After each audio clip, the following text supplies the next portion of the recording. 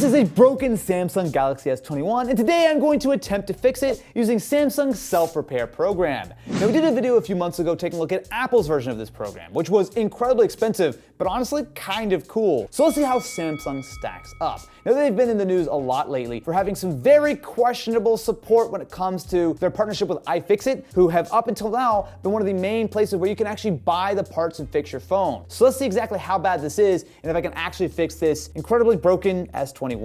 My concern here is, first of all, how easy is it to fix a phone like this, which is still fully functional even though absolutely shattered? And my second question is, how easy and affordable is it to get the parts and find the instruction manuals I need to do a authorized by Samsung repair of my own device? So Samsung give you the option of purchasing repair parts from iFixit or Encompass. I have a few options here. I can purchase the screen and battery, which are combined for some reason. I can get a USB-C charge port, which is $67, okay. I'll be honest with you, if you've got this phone and you have to spend $200 to fix it, that's bordering on not really worth it anymore, which is really unfortunate. So Samsung would charge me about $200 to do this repair, whereas if I buy the parts to do it myself from iFixit, it's $167. I'm going to pretend that I cannot ship this in at all. I want to try to do it myself and see if it's remotely worth it, and if Samsung are doing everything they can to make my experience as easy as possible, or if they're trying to offer right to repair because they have to, while in reality they're doing everything they can to push you to just giving them the phone and they fix it themselves. iFixit will provide Samsung with my email and genuine parts history to provide integrated customer care support. One of the reasons why iFixit complained that they want to sort of break off the partnership with Samsung is that they have to share your information with them so they can keep it in their database. But I've even heard stories that if you take this to like a third-party repair shop and maybe you would put like a third-party battery or screen in it, they're supposed to not only tell Samsung about it and tattle on you, they're supposed to actually take the part out. Like, is that necessary? Do we really need to do this? All right, my friends, let me place this order with iFixit, grab the components I need to fix this S21, and let's see exactly how easy or not the repair process really is. And so, my friends, it is time to see what iFixit have provided. So we've got ourselves the S21 screen and battery, and it is pink. We've got ourselves the back cover, which is violet. So the phone should look the same on the back. It's just a matter of the front may look very slightly different. So you can see it's got the actual like Samsung like seals and whatnot on it. Samsung genuine part. And then we've also got this further repair tool, which is the eye opener. Now, I've actually never worked on a Samsung phone. And in fact, I'll just be honest with you, I'm not a repair wizard when it comes to smartphones in general. I've opened a few. This, I'm gonna assume, is gonna be much more involved. So we do have two repair kits. So the reason they ship you the screen and the battery together, so the battery on this section, not too bad, it's 89%. So normally I wouldn't replace it, but the screen and the battery are fused together. As far as I know, based on when you actually repair them, you have to replace the screen and battery together. They only do that to iFixit. They don't do that to anybody else. Wait, really? I don't know what the politics are between Samsung and iFixit. Clearly, it is a relationship that is completely dissolved at this point, but very, very strange. So I am going to be repairing this using the iFixit guide. Now, if you at home have never taken apart a phone before, theoretically, this is a tutorial that will show you exactly how to do it. So it is a medium difficulty. It's one thing to say medium, it's another thing to get 3 hours into the repair of your phone and it still doesn't work, and then you're really sad, and then you have to ship it into Samsung anyway, and then you're really, really sad.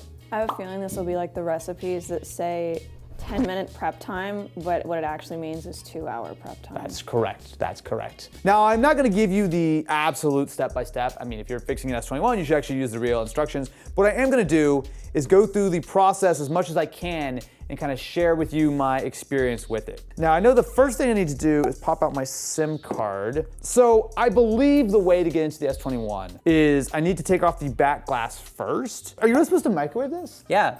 Really? So, yeah, so what's over there? Oh my, you brought the... Ding. I think normally Matt and Ken sit here. Instead, now it's just the microwave. Yeah. I'm just gonna walk over the microwave, that's fine. Yeah, equally as useful. That microwave is just so dusty. It is. Can we just... Nope.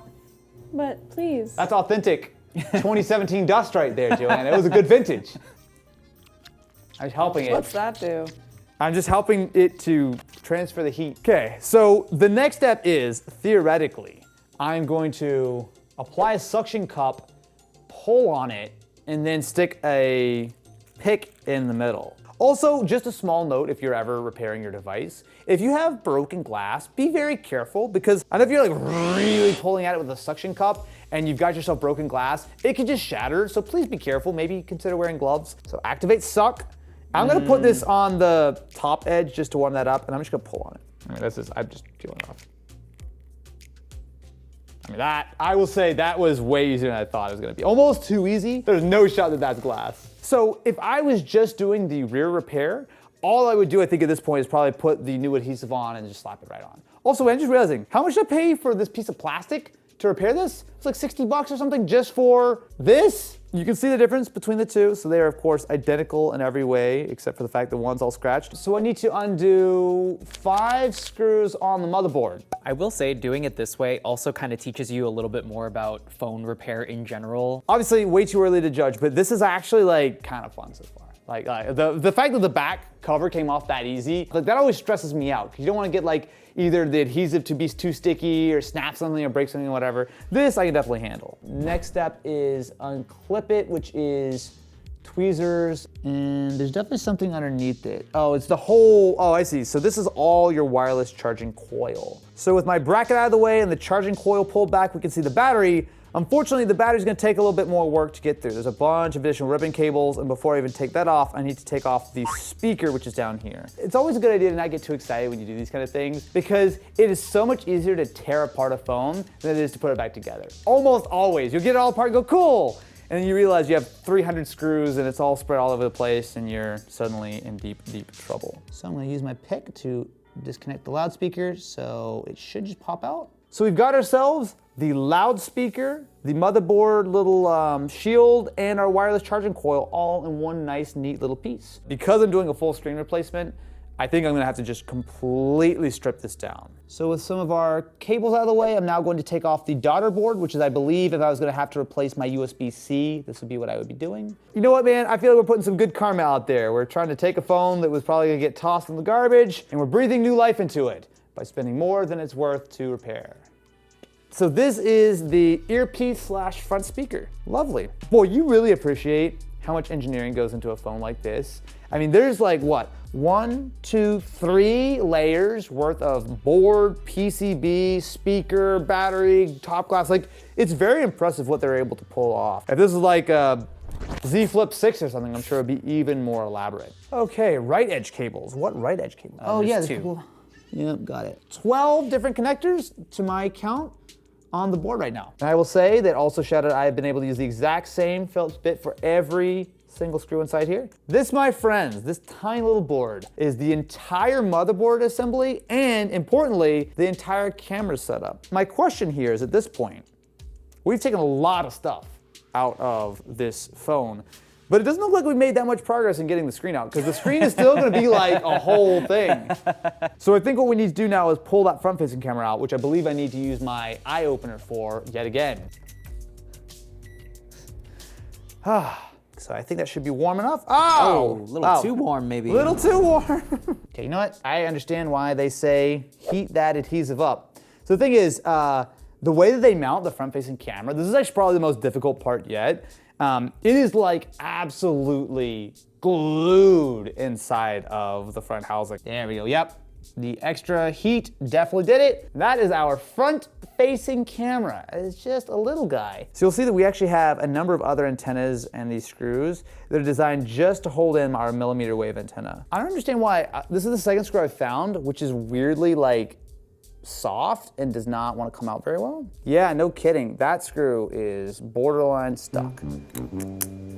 Every time I do this and I get really excited, I'm like, oh, this is going so well. And then I run into a problem and then I'm sad. Yeah, so what I'm finding here is that while the Phillips screws that they've used are generally pretty good, a couple of them are very soft. So I would just mention, don't try this at home. Using power tools right beside a battery that could cause damage is bad, and don't do this. Hey, got it. Ta-da! I fixed it! Can you see that? That's all that's left of that little screw. Now that this phone has basically been torn down to just the screen and the battery, I think it's about time to start with the final removal, which is the display. How to take the display out. This is where it ends. Wait, are you trying to tell me that the iFixit tutorial stops right before I take out the display, which is when... Yes. Wait a minute. What does this look like? Hold on. Because it's not like this goes in the garbage now, right? Is that why it's so expensive when it comes to the battery? Is because this whole thing comes together and I take all these components and put it back in? I don't think so, right? No. Well, let's open it and find out. That would be absurd. Wait a minute! The reason why the screen and the battery is because this thing goes in the trash now and you get an entirely new frame and everything? If you want to place your screen or your battery, you have to get an entirely new shell of the phone. So we've got ourselves new side rails, a brand new display, a brand new battery. This is the whole thing put together. I mean, I guess it is a simpler approach for sure. Like this is gonna save me the hassle of tearing the battery out and everything. And I do kind of understand that the screen and the chassis are one, like that does look like it would be quite difficult to get out. Do I just now go through all the steps in reverse? They don't actually give me like a specific guideline. I just do everything backwards. Yeah, to reassemble your device, follow the instructions in reverse. Okay.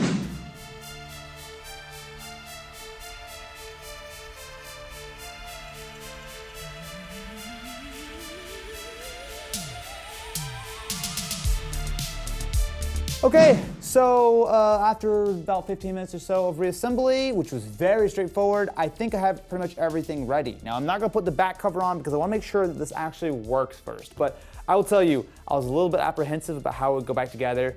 Super simple. It looks pretty straightforward, so let's see if it'll fire up. Oh, never mind, it turns on. That is a very, very good sign. Screen fully functional. Battery now shows 20%. So let's try the cameras first. So I'm gonna do the rear-facing camera. So rear-facing camera works, ultra-wide works, telephoto works, selfie works. I have a lot of thoughts. Let me finish putting this back together and let's have a little chat about whether or not this is actually worth it and how Samsung have approached this right to repair stuff. Because honestly, I was not expecting it to be this easy and this complicated going into it. So we're recording this today on June 17th, the day that Samsung, sure enough, has removed iFixit from their site. So while a lot of the things we talked about in this video are still relevant, now if you're looking for older components or newer components, you have to use Encompass. Now, after looking at the options for repairing your Samsung phone, the story, I will admit, is a lot more complicated than I initially thought, because the simplest option is really just to, surprise, surprise, send your phone directly into Samsung and have them repair it. So if you look on the Samsung site for repairs, they actually give you two options.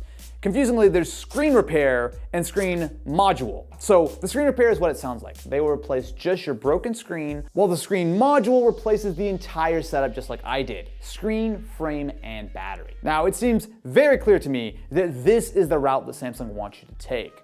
For our S21, the screen repair itself would cost $174, or it would cost $199 to do the entire module. For me, especially if my phone's more than a few months old, I would definitely take a brand new frame and battery for only $25 more if I'm already doing the repair. Although, of course, you should consider the wastefulness of sending a potentially perfectly good battery and frame to the e-waste pile. Now, there are also more options when it comes to getting things replaced. So generally speaking, Samsung will allow you to do the same day repair on your phone if you do the entire module. Whereas if you want to just do the screen, typically that takes a little bit longer. It may actually have to be shipped out. So that's up to you, but it makes sense. The screen module setup is a much easier repair to do. Now, these options aren't available for every phone, mind you. Now, going through the list, it's a little complicated because some phones only allow you to swap out the screen and some require you to definitely do the entire module, but the pricing really is the main selling point.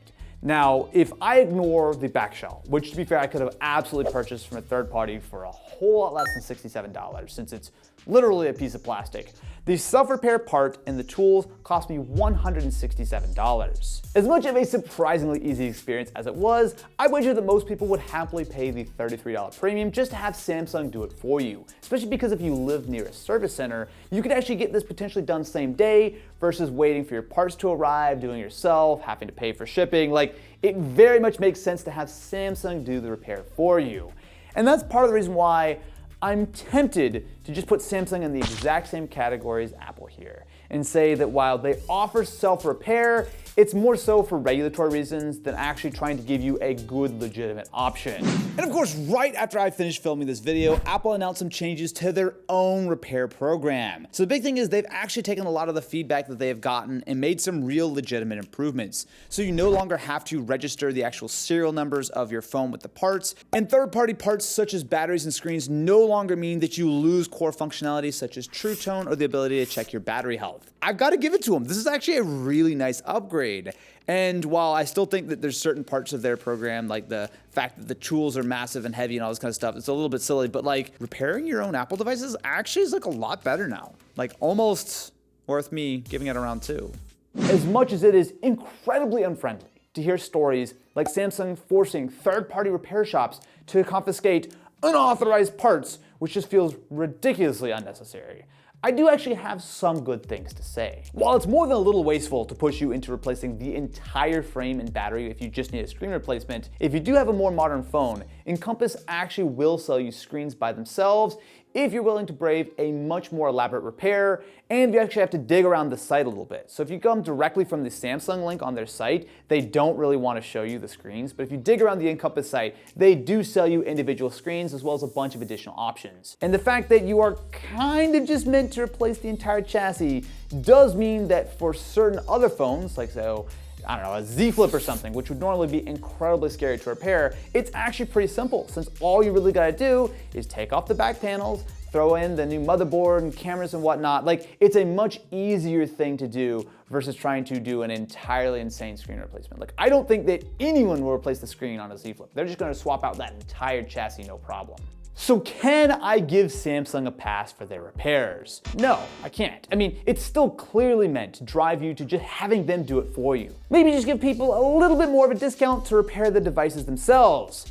And don't force repair centers to rat me out if I decide to get a back cover or something from AliExpress and save myself $57. So do you think that Samsung have done enough to make it worthwhile to fix your own phone? Let me know in the comments below, and if you enjoyed, definitely be sure to subscribe to the channel and ring-a-ling that ding-a-ling button, as well as check out our video we did when we tried Apple's absolutely wild self-service repair program. If you think this was crazy, you ain't seen nothing yet.